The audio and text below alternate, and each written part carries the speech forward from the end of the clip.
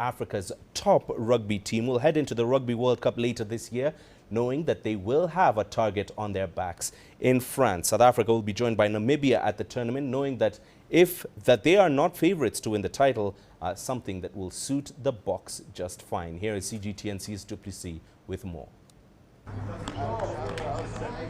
In less than 6 months' time, South Africa will begin the defence of their title. The Springboks find themselves as one of the headline acts in Pool B, alongside Ireland, while the plucky Scotland, Tonga and Romania complete the group, kicking off their campaign on the 10th of September against Scotland in Marseille. Yeah, no, we know targets are definitely on us. They've been on us since 2019, and I mean, having the honour and the privilege to defend the World Cup is massive. We've been talking about it at Lamin Camp. It's obviously something to think about, something that you can't just speak out loud, but something to just think about and actually make sure that you're 100% ready for what's coming.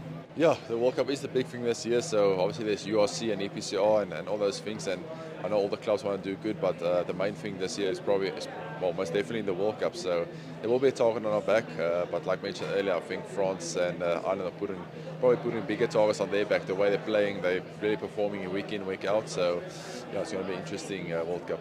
Head coach Jacques Nienaber and his Chargers will look back at 2022 and know exactly what they need to focus on this year, as the event in France looms large. I don't think they're actually that far off from where they should be at the moment. I think what they probably do need is a bit more consistency. Last year there was games, especially at the end of the year, against France and Ireland that they won, that they lost, that they should have won. And I think those sort of margins is going to be what's different at the World Cup. If you can make up those margins and make sure that you obviously come up on top on the scoreboard, you progress. And they've got a very tough pool at the World Cup, so that consistency from the get-go, from the first game, is going to be key. The support from the Rainbow Nation for the three-time world champions is always immense, and for Mbonambi it's a motivating factor second to none. There's definitely pride, but first and foremost, every player that has worn the green and gold jersey, they first see it as a privilege and an honour, because not a lot of people get the opportunity to wear the green and gold jersey.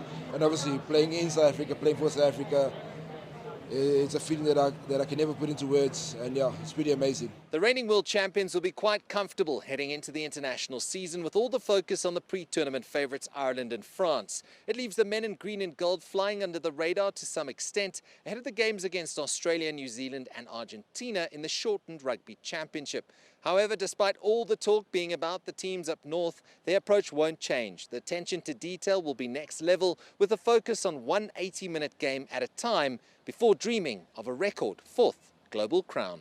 Du Plessis, CGTN, Johannesburg.